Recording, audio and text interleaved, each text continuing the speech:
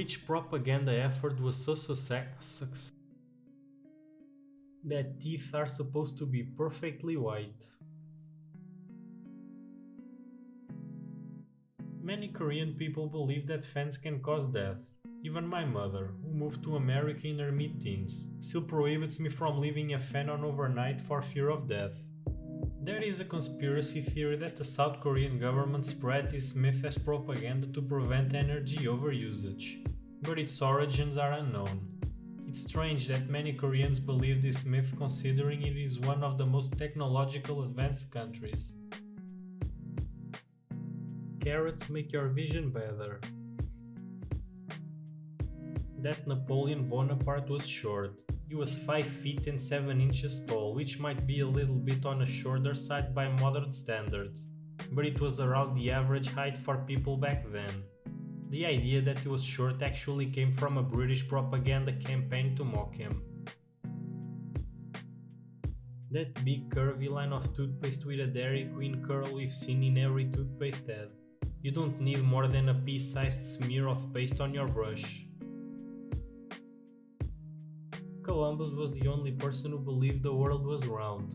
Literally everyone who could read knew that the earth was round. Nobody thought Columbus would fall off the edge. They thought his crew would starve to death before reaching to East Indies, and it totally would have. Sugar companies paid the media to say that fat made you fat. I mean, all food in extreme amounts will put you on the heavy side, but sugar is the true villain here. Diamonds as a symbol of eternal love. Apparently in the 80s KFC ran a Christmas themed ad in Japan, and to this day the Japanese eat KFC on Christmas. That if you ask if someone is a cop.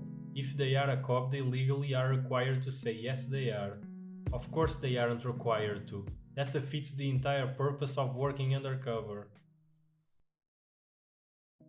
When Edward Bernays, the father of public relations, literally renamed propaganda that we want people to think is not bad to public relations and advertising, and he literally admitted in a book he made called Propaganda. Propaganda is, quite literally, just media that is attempting to persuade you. It might be honest or dishonest, but, no matter what, it is still propaganda. That touching a baby bird will make its mother reject it. Lies. Put the baby back in the nest if you can. The old woman who sued McDonald's over burning herself with her coffee was just money hungry. For clarity, an elderly woman was a passenger in a car, pulled over in the lot to add sugar after getting a coffee, and it spilled all over her lap. It burned her really bad and she just set out to get McDonald's to pay her hospital bills because they served the coffee way too hot. They ended up launching this whole PR campaign where they smeared this poor lady, even taking out spots in local papers over how silly and money hungry she was. Comedians, musicians and radio hosts made fun of her and made her out to be money hungry instead of a victim. The myth that Spartans threw unhealthy babies off mountains. This was Athenian propaganda. That fat is unhealthy. The nutrient, that is, not actually being fat. Absinthe makes you hallucinate was propaganda because it was hurting the wine industry. That turning the light on in the back seat of the car is illegal. MSG will kill you and is horrible to ingest. I'm allergic to MSG. Really, it is delicious and your body produces it naturally while breaking down regular salt. Some people do have sodium issues, and it may not be good for them, but that's a tiny micro percentage of people. People still believe dogs don't see in color, when in fact they do. They see less of it than humans do, but they most definitely see in color. Autism and vaccines. The original guy wanted to advertise his own vaccine but did not disclose this when he published a hit piece on the mainstream vaccine at the time, in a reputable journal. His alternative vaccine failed, his paper was bashed and ultimately retracted. Yet people smart enough to work at Google don't vaccinate their kids. The war on drugs. Prematurely legalized drugs we didn't understand and hadn't the chance to do a lot of research on, psychedelics and weed mainly, and created a black hole of misinformation and distrust by the public, as well as removed funding from drugs that now, thanks to private funding, we're realizing can have hugely positive effects when dealing with mental health. That a man should spend 2 months' salary for his future wife's wedding ring, which absolutely must be a diamond. Screw that. I spent a total of $150 for my wife's ring and she fucking loves it. And it's a sapphire. Diamonds are no more precious than any other precious gem, and manufactured gems are way easier to come by and more perfect and so much cheaper. As long as it's an actual ruby slash sapphire slash emerald slash etc. It will be just as good as one dug out of the ground. Fake ones are good for a teen gift or just friends kind of gift, but they'll shatter pretty easy compared to the real thing. Lie detector tests are accurate. They're junk science at best. People, when the inventor of the device and procedures used is on record saying it's crap, we should probably listen. Looking at you, Florida, for allowing lie detector test results as evidence in court.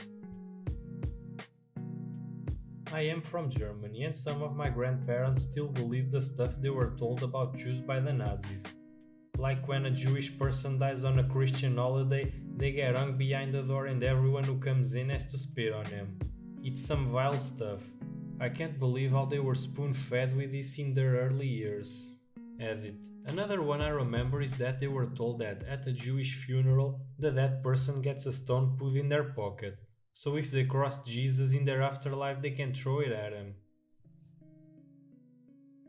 That monosodium glutamate, MSG, is harmful. If such an allergy were even possible, it has never been proven, you'd literally die, because it means you're either allergic to sodium or glutamate, which are in almost every single food or drink known to man. That Listerine invented the term halitosis for bad breath. They didn't, it predates them by decades. It's just something that sounds nice to say because you get to attack a big corporation. The lie that nuclear power is terrible. It is worse than renewables. However, instead of chucking huge quantities of dangerous waste into the air like a coal power plant, it can be contained, and 95% can be reprocessed into new fuel. In the 60s and 70s, a lot of oil giants used advertising to link its reputation to the very real danger of nuclear weapons. And if this hadn't have happened, global warming would have been much less of an issue.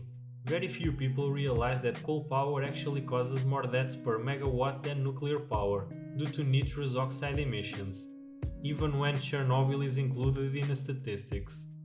Edit. A lot of people are saying that nuclear is as good or possibly better than renewables. I agree that at the moment, for baseline power it is better, and we should be using it a lot more. In the long term though, I think that renewables are a better solution due to not needing refueling, and needing less oversight, once production of the power plants themselves become cleaner and better storage solutions are devised.